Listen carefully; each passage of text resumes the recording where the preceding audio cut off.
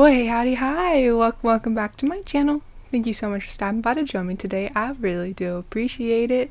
My name is Ellie, and I'm a witch, and this here is my reading buddy, Lyric. And today I'm going to be doing another Reading Nook video where we're going to be talking about the perfect modern wife. So this will be the first of my two spooky little novellas for this spooky month. I read Perfect Modern Wife by Kristen Van Ness, and I say it's a novella, but it is only 53 pages, and while I don't know the word count, I think this would actually really be more considered a novelette, not that it really matters. Just 8 chapters. This is a very quick read, so this review will not be terribly long. Also, trigger warnings for cult-like behavior, murder, and about 1,000 mentions of IVs. As usual, we will start with the synopsis. When successful executive Audrey visits her old friend Jessica at a wellness retreat run by their estranged friend turned #tradwife influencer McKinley, she expects organic smoothies and sunset selfies.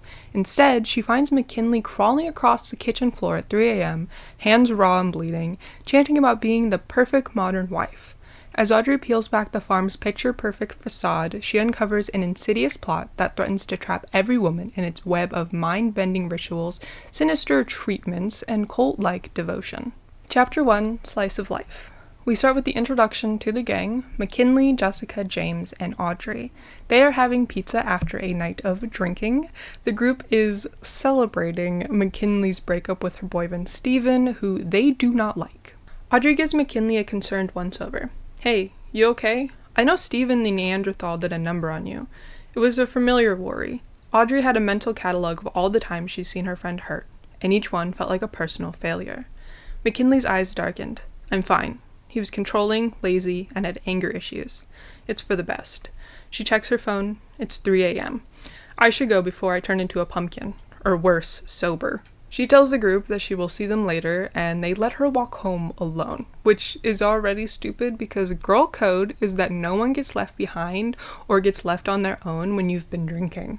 Anyways, the now trio start talking about how it's a good thing that McKinley is single, while in the background, McKinley is kidnapped by 2 cowboys in a van. They laugh, blissfully unaware that their friend group just became a trio. Chapter 2, Countryside Reunion. We get a time skip to 10 years later. Audrey pulls up to the wellness retreat that McKinley's husband Steven owns. Jessica is participating in the retreat, and Audrey is there as part of a sort of reunion with the girls. Right away, Audrey gets a weird feeling about what's happening. The women are very fake, and they are likened to Barbies in Audrey's mind. Now, the whole goal of the retreat, we learn right away, is for women to learn how to find their future husbands, as though every woman should have no other goals. Immediately, Audrey is offered water, but she is a germaphobe, so she declines, stating that she has her very own water bottle, which has an internal filter. A little weird, not necessarily important tidbit in this section, she looks around the kitchen, which is decorated in masculine shades of navy and forest green. I just hate equating gender and colors. Like, drawing the line, I would draw the line at pink and blue if you really have to do it. But navy and forest green personally crack my top 10 of favorite colors, and I don't understand how either could be considered predominantly masculine. Anyways, McKinley is cleaning her already spotless home, and Audrey tells her to chill, the house looks great. Changing the subject to Audrey's love life, McKinley asked if her and Patrick are still going through a rough patch. McKinley beams. "It's the perfect dream. How's everything with Patrick? Still in that rough patch?" Audrey sighs, hunching over the table. She could not keep this topic off her mind, especially since she had dated Patrick for so long. All their friends and family kept asking why they hadn't gotten married already. "I love Patrick. He loves me. It's very 50-50. He cooks, he cleans, and I bring home the bacon. I'm the breadwinner, and I kinda dig it. It feels right. But at the same time, he doesn't buy me flowers or take me to nice dinners. It feels kind of sexist, but I want that too, you know?" And I mean, I get that it is a societal norm that men get the flowers and take women out on dates rather than the other way around, but like, I don't necessarily think that wanting that is sexist. Personally, I get the men in my life flowers. I take my brother out to breakfast or lunch, just the two of us. And that might not be as common, but it isn't me fighting sexism. Expecting or demanding that a man does these things for you is 1, toxic, and 2, I could understand the sexism there. But just wanting your partner to romance you is not sexist, and I think the author was really trying to reach with that one. Moving back to the story, McKinley asks if Audrey wants children, which she isn't so sure about, so she asks instead about Jessica. It feels a little dodgy when she is told no, that she won't be joining them just yet, as she's in some sort of social isolation since she came to the retreat specifically to learn what it's like to be a woman and a wife and a mother in a private group. McKinley's hand freezes mid-wipe. Oh, she's doing the women empowerment retreat in the barn. It's very strict, with no outside contact. Total disconnection from the world. She dumps pristine water down the drain and immediately starts wiping the already spotless sink. James and I haven't heard from her in a week, Audrey says, concern creeping into her voice. McKinley pauses, looking down, then lifts her head, her tone chipper again. You know, our program is kind of like rehab. These women want real change, and that means zero interaction with the outside world. We were just a little worried. I've never not heard from her for this long, and you know how she's posted her outfit of the day every day for years now. Even if they took her phone, she'd find a way to post, especially considering this. Audrey gestures towards her friend's prairie getup. I'll see if she can slip away tomorrow. It'd be nice to have a reunion. McKinley then says the phrase healthy wife, happy life, which Audrey points out is not the saying, but McKinley says that it is the motto for the retreat. Interrupting this conversation, Stephen comes home with their neighbor Matthew, who I think is hilarious. Matthew's jaw drops at the sight of Audrey. Well, butter my butt and call me a biscuit. Aren't you the prettiest little filly I ever did see? It's so stupid, but it's so funny. Stephen doesn't even bother to say hi before trying to force Audrey to drink some water, to which she once again declines since she has a water bottle. Matthew offers to take the water, but Stephen tells him that McKinley will make him some tea instead. Audrey wrinkles her nose as Matthew plops down next to her. We're destined to be married. I seen it in our star chart, Matthew says, settling down in the seat next to Audrey. Audrey looks at him incredulously. Don't you need my birthday and birth time to do that? You can see the stars a lot out here. Every night I be looking up at them stars praying for a woman like you. He is really into astrology, but I just can't take anything he says seriously, and in my head I read all of his lines with a very thick southern accent. Audrey says she might just head to bed since it was a long trip, and McKinley asks Stevens for permission to show her to the guest room, which Audrey doesn't actually note is weird amongst all of these other things. She again tries to push seeing Jessica, but is more bluntly told this time to drop it, so she does. Chapter 3, Settling In. After getting ready for bed, Audrey sits on the bed to observe her surroundings and really just take everything in, but she notices that her half-eaten sandwich, which she had left on the nightstand, is gone, which is weird, but she assumes that one of the kids snuck in and ate it, which is also weird. She pulls out her phone and speed dials James, her fingers moving faster than a buttered churn. Have you seen Jessica? James demands, skipping the hello like it's unwanted calories. They won't let me, Audrey replies, her voice low, not wanting to wake anyone. The retreat takes their phones, and McKinley said we should respect Jessica's wishes to participate fully. What? Have they brainwashed you too? Say Reformation dress twice if you need rescue. Audrey pauses, weighing her words. It's complicated. On the surface, it's peaceful. Beautiful scenery, organic food, and everyone smiling. I can see why. With McKinley's social, people can't look away. It's almost enough to distract me from the pain of my raging UTI. She pulls out her antibiotic blister pack and pops one in her mouth. It's like everyone here is on a crazy amount of Prozac, but that's good, no? They're smiling all the time. Aren't we supposed to want to be that happy? Audrey fails to notice the set of fingers quietly curl around her armoire door as she speaks. Audrey, you need to get out of there. It's giving me midsummer vibes, not in a fun flower crown way. A head of long, dirty hair slowly peeks out of the armoire, watching Audrey. I will. Talk soon. Audrey hangs up, her resolve strengthening like a pair of spandex after Thanksgiving dinner. The head retreats into the armoire, the door closing silently except for one thing. The knob falls off, hitting the floor and rolling under the bed. The floorboards in the hallway creak. She hears giggling and running footsteps. Quietly, she follows them downstairs, grabbing her water bottle for a refill. Behind her, a woman with gray hair sneaks into her room. Suddenly, Audrey hears a thump in her room. She looks back, but no one's in the hallway. Then she hears more running and giggling downstairs. Looking down, she decides to follow the sound. With Audrey's back turned, the woman with gray hair quietly drags the dirty-haired girl from the armoire into another room. With a loud creaking of the stairs, Audrey misses what happens behind her. Downstairs, Audrey finds McKinley on her hands and knees in the kitchen, scrubbing the floor. Audrey sees that her hands are bleeding, likely due to chemical burns, but McKinley is adamant that she needs to keep scrubbing. Stephen's mother, Deborah, then comes down the stairs and tells McKinley to go back to bed. Deborah asks if Audrey is okay, and she says she was just coming to get some water. Once more, she is pushed to drink a glass of their specially packaged water, which she declines, and instead asks for tea. You know, we're helping a lot of women out here, Deborah continues without waiting for an answer. Women in your generation are taught so many different things about what it means to be a wife. Some are taught you can have it all and you should work full-time. Some want you to stay at home, others choose to be breadwinners. And when you all grow up, you have no idea what will make you happy. It's true. I've been struggling with that myself. If I'm the breadwinner, does that mean I'm supposed to plan our Valentine's Day dinner out? Should I be taking on the traditional man's role? Deborah nods. Stephen and McKinley are doing something really magical here.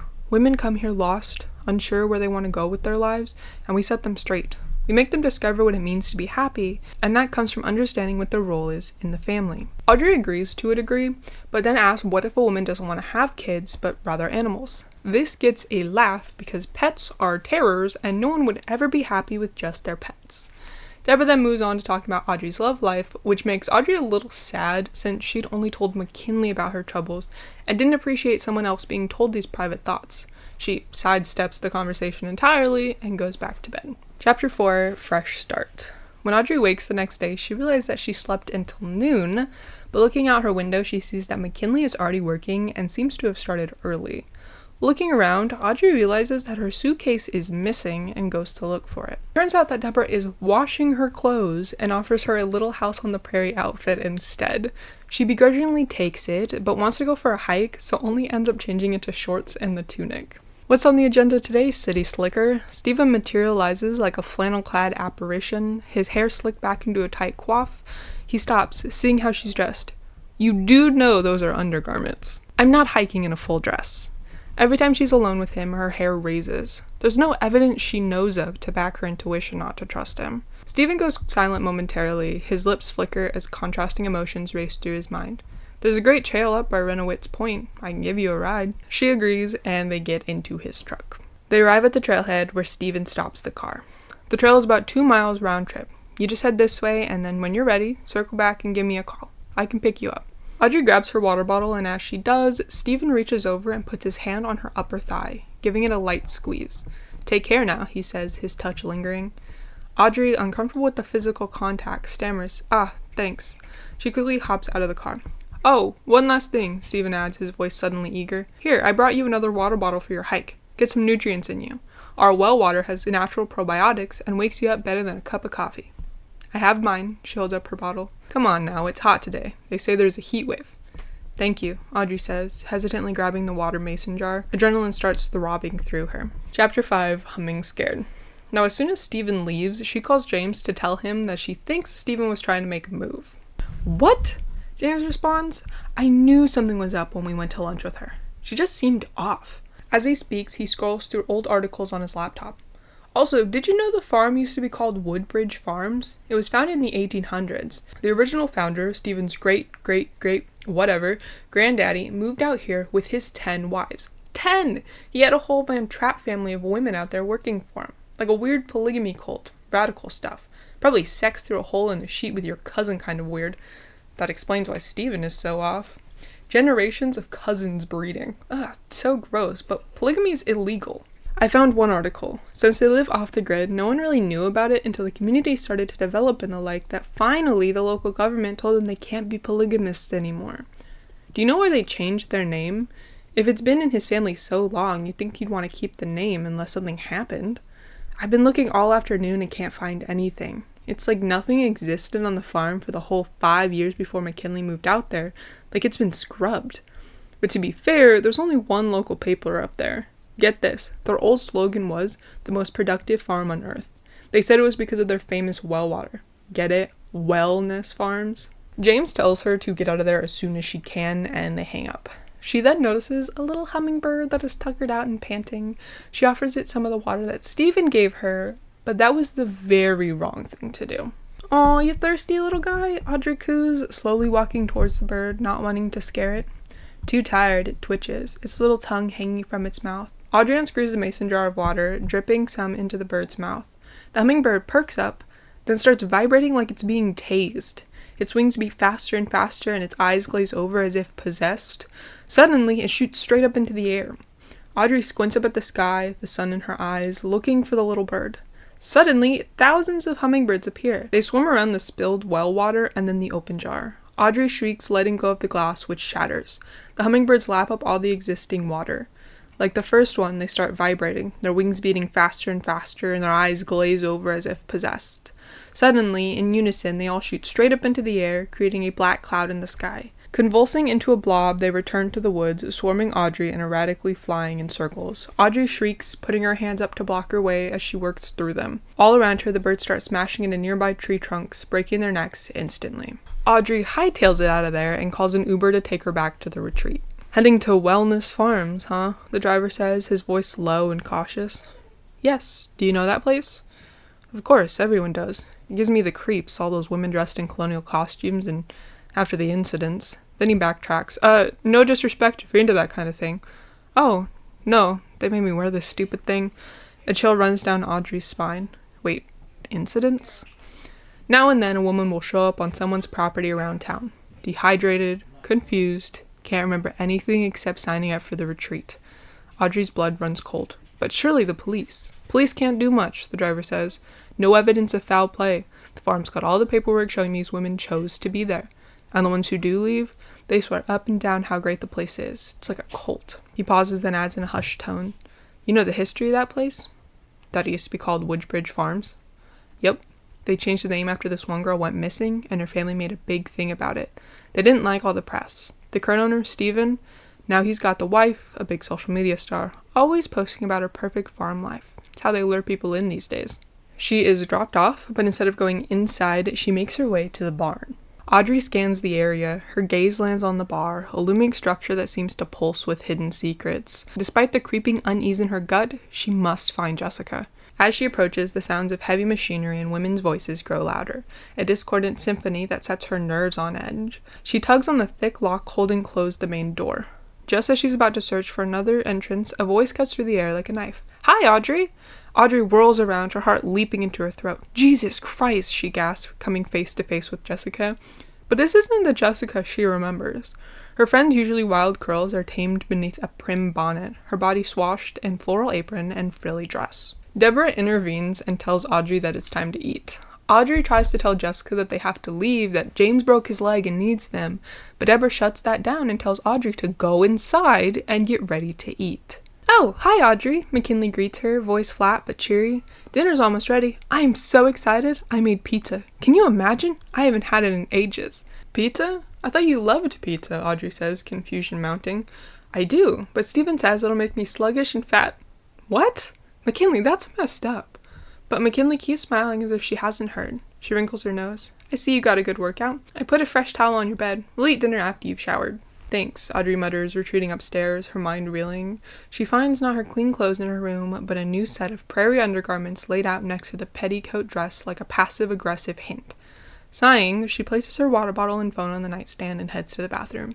As she slips out of her clothes, she doesn't hear the slow turn of her bedroom doorknob or the quiet creak as the door opens. Chapter 6, The Last Supper. Coming downstairs, she asks if McKinley has seen her phone, but she denies it and redirects her to get some water. Audrey refuses and said that McKinley also should stop drinking the water, but they are distracted by Stephen and Matthew pulling up. Audrey says that she is in a relationship, but McKinley says that Stephen wants her to marry Matthew. So yikes. You know, I always said women are the stronger breed, Matthew says, chewing his mouth like a cow mid-cud. When I saw McKinley and how hard she works for this family, I was like, I need to get me one of those. Audrey is over this place. She's not an appliance or an asset you can own. She's a full human being with thoughts, and she is interrupted by Stephen telling her that she misunderstands, and then Deborah joins in and gangs up on Audrey. To not necessarily diffuse the situation, McKinley chimes in. Oh, McKinley tilts her head, putting her finger in the air. I forgot dessert. Rushing over to the fridge, she pulls out a pie. For an instant, the pie is tilted towards Audrey. She sees the word baked in the upper crust. Help. Before she can process this, McKinley's angle gives out, and she falls to the ground, smashing the porcelain pie container in half, a shard slicing McKinley's forearm open. Blood starts to gush out. Stephen gets up to take her upstairs, and Deborah takes the kids to bed so Matthew and Audrey can talk. Matthew then starts talking about star signs and how he has to marry an Aries like Audrey, and he can't marry Jessica because she's a Virgo and Virgos are murderers, and then goes on to name some famous Virgo serial killers. This whole time, Audrey is searching the drawers and cabinets for her phone, which she doesn't find, but she does find a set of keys. She tells Matthew that she's going for a smoke and runs to the barn to find Jessica. Inside the barn, though, she finds a group of women that are sitting at a conveyor belt line and are squeezing the juice that the retreat sells. It is mixed with well water, which is actually not at the top of the list of messed up things at the moment. All the women have an IV in their arms, and the IV bags have the well water in it. She then gets to work removing everyone's IVs. Audrey stumbles back, overwhelmed by the horrifying scene. But then she goes and starts pulling all the IVs out of the women's arms. With Audrey distracted, a shadow falls over her. Before she can turn, a sharp pain explodes at the back of her head. Audrey crumples to the ground, her vision blurring. She sees Deborah standing over her, shovel in hand. "Oh, Audrey." Deborah's voice sounds distant and distorted. "You really shouldn't stick your nose where it doesn't belong." Chapter 7, Reprogramming. When she wakes up, Audrey is sitting in front of a TV that is showing a video of Deborah giving a creepy welcome to the cult speech. She can hear Deborah, the real one, talking outside about how Audrey could ruin everything. While Deborah is distracted, Aubrey grabs her antibiotic blister pack out of her shirt, and she makes the connection that it's likely the reason the water isn't affecting her. She then realizes that the blister pack is sharp and tries to saw through the tape holding her wrist. She still hears the conversation in the background between Deborah and Stephen. Deborah is calling him an idiot and worthless. He has been giving McKinley too much water, which is causing some issues with her, for lack of a better word, programming. He said that he didn't know there was a such thing as too much water. We then learn that the well is running dry, but that Matthew also has a well on his property, so they just need someone to marry him so they can get access to it. Deborah sends Stephen off, and Deborah goes back to re-IV the others, and Audrey gets free. Unfortunately, the women see her and call out hellos, which alerts Deborah. Audrey manages to grab a pitchfork and hits Deborah with it, knocking her to the ground. She asks how Deborah could do this to her fellow women. Deborah gives a little speech about what it means to be a woman, how this whole thing is for the welfare of the children, since women actually have a choice to not have children now. Audrey ends up killing her. Now that that's done, she removes everyone's IVs again and tells them to run, and that they need to wait at the gate and help will arrive. Audrey heads full speed across the lawn, beelining back to the main house. Matthew, sitting on the porch, sees her and stands up, about to speak. "Matthew, you need to get out of here," Audrey says, trying to keep her voice steady. "Is it because I talk too much about astrology? My therapist says I need to stop talking about astrology on first dates, but I've already been on a first date with every single girl who swiped right in a 50-mile radius." He drops to his knees. "I just want to find the love of my life." Audrey rolls her eyes and looks him dead in the eyes. "Maybe you need to stop thinking about what you like to talk about and listen to what your dates have to say." Matthew tilts his head, looking like a confused puppy. "I never thought of that." His head tilts in the opposite direction. "Are you covered in blood?" "It's red candle wax. She mumbles, spilled some on myself." "Sounds like you're a little clumsy, but at least you're not a Virgo." Then his face drops in dread. "But we don't have to talk about astrology anymore if you don't like."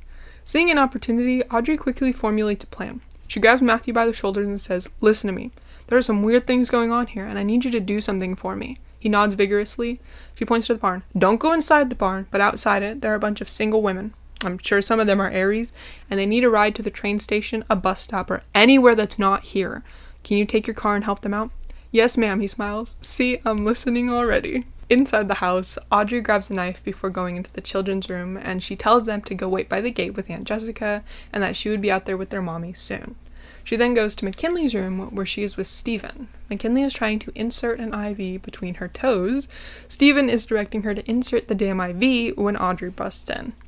Stephen tries to turn this around on Audrey, saying that she's getting in the way of her friend's happiness and that maybe she could learn a thing or two instead of staying with her deadbeat boyfriend. They have a back and forth before she hears Jessica come into the house downstairs. Suddenly a noise comes from downstairs. It's Jessica. "Audrey? Where am I? And why am I dressed like an American Girl doll?" With Audrey distracted, Stephen grabs her wrist and they struggle over the butcher's knife. Stephen kicks Audrey in the gut. She topples over in pain. The butcher knife flies from her hand across the room. Now on top of Audrey, Stephen's hands close around her neck. She chokes, unable to scream. "You city girls are so weak. You've never worked a day in and out doing manual labor. It's pathetic. And now you think you can come to my farm and take my pretty little wife? Suddenly, his eyes bulge and blood splatters across Audrey's face. She looks up and McKinley is behind him, holding the butcher knife, which is lodged in her husband's skull. "Don't you dare touch my friend," McKinley screams. Stephen topples to the floor. Audrey gasps for breath and looks at her friend in relief. "I've missed you," Audrey says. "I've missed you too. Honestly, my life's been a bit of a blur since I last saw you." Audrey grabs her friend's shoulders. "We have a lot to talk about. Let's grab your kids, get in the truck, and I'll fill you in." "My kids?" 8 of them. 8? I hope the sex was good. Audrey looks over at Stephen. "Doubt it." Jessica reaches the bedroom. She sees Stephen with the butcher knife lodged in his head. "Oh my," she says with a gasp. "I have a lot to fill you guys in on," Audrey says. They all hug. Chapter 8, Feminine Rage. Time skip to a year later. Audrey, Patrick, Jessica, and James arrive at the Rage Retreat, formerly Wellness Farms. They are there to support McKinley's new endeavor. McKinley is dressed much more casually this time and is back to herself. This new retreat is just about letting women get their rage out, screaming, breaking stuff, dressing however they want. Inside the farmhouse, they are greeted by Matthew, who is normal now, and is actually dating McKinley. The inside is also much more pastel colored and a little less house on the prairie. McKinley shows them to their rooms, letting them know that they don't use the well anymore, throwing in a joke about Stephen's dead body being in the well out back. Once Audrey and Patrick get into their room, Patrick pulls out 2 smoothies from his bag to share with her. "Oh, hey," Patrick says, opening up his backpack. He pulls out a mason jar filled with a purple smoothie. The jar looks eerily similar to the juice the girls made at the Wellness Farms a year ago. Audrey's blood runs cold. She grabs the jar, her voice shaking. "Where did you get this?" "My friend recommended it," Patrick explains, oblivious to Audrey's panic. His wife was dealing with a lot of stress at work, and he said he got this ad on his feed for Healthy Wives Herbal Remedies. She's really calmed down and it has helped their relationship. They fight a lot less. And Audrey looks up at the sky, a sense of dread washing over her. She screams, "No!" Apparently, Wellness Farms wasn't the only one of its kind. Now, I liked it. It was an easy read, it was fun, a little spooky, but I will say that the writing was not the most polished, but it wasn't unreadable. I, however, clearly read an edited version, and I did look at some of the reviews after I read it, but one in particular stood out to me. Slightly racist because the only person of color, Jessica, is described with choice words. Her friends, usually Latina girls, are tamed. Additionally, once Jessica snaps out of her daze, she states, "Audrey, where am I? And why am I dressed like an American Girl doll? And not even Josephina, they got me dressed like the slave one that comes with a gourd. Addie, was it?" What? Those are some choice words. I think this needs to be edited before publication. Those quotes did not exist in the versions that I read, so it was edited, and I think that was the right choice, so not racist anymore. I did still think this was a fun Halloween read, but I would say that I do think it would work better as a novel. It would have more of a chance to show the psychological aspect, and I think that could have been really interesting to explore. As it stands, it is pushed very hard since it's so short. I also agree with everyone saying it isn't really a thriller to them, given it was so obvious from the first interaction that the water is the problem. I don't mind the foreshadowing, and honestly I can pick up on these hints in general because of my affinity to thrillers, but this was very obvious. Also agree with those that didn't love the hummingbird suicide. That was really sad. At the end of the day, it was an easy read and matches the spooky October vibes. I did receive this as an ARC, or an ARC, which is an advanced reader copy, for those who do not know.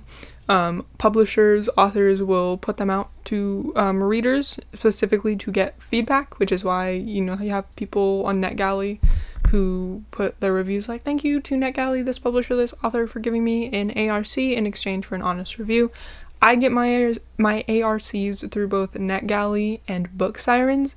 I do prefer Book Sirens, honestly. I don't have a ton of reasons as to why. I just prefer it. So, would recommend that if you guys want to check out Book Sirens to get ARCs.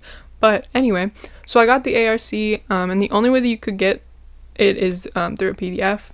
I read it, told them that I read it, gave my review and everything like that so I could get out of the way. But I didn't download the PDF because I'm an idiot. And I highlighted everything, but it was on my work computer, and we had a series of power outages recently. And so it kind of just went away, and I couldn't re-get it because obviously I'd already downloaded it and given my review. So I was lucky enough that it is on Kindle Unlimited. So I just grabbed that for free and re-highlighted everything. So I was really thankful that it was a short book. Overall, it was a really easy read. I read it 3 times in one day. I mean, it was 53 pages. It really wasn't that much. But I read it in one day. I read it a few times. Once to read it through, then to further review, and then just one more to see if I missed anything. So it really wasn't that bad. I would recommend it. I think it's interesting. I am curious to see what more the author does. Really, really hope she does some more long form books, because a novel like this would actually be really nice. The writing is a little bit pedestrian, I would say, especially with the they all hugged instead of Audrey said while pulling her friends in for a hug. That's the flow is better, but it is just a little bit clunky and a little bit pedestrian, but that's fine. I mean, I think this is her first novel. I'll put on screen if I am incorrect with that. But yeah, I think I'd recommend it. It was a fun little read. It wasn't terrible. Definitely see the improvement, and I really want to see what the author does next. So yeah, that's all that I have for you today. Thank you for joining me along this ride, which I think is actually a lot longer than I intended it to be for being 53 pages long. Oh my god. But my next spooky review will be I found puppets in my closet, I know I found puppets somewhere.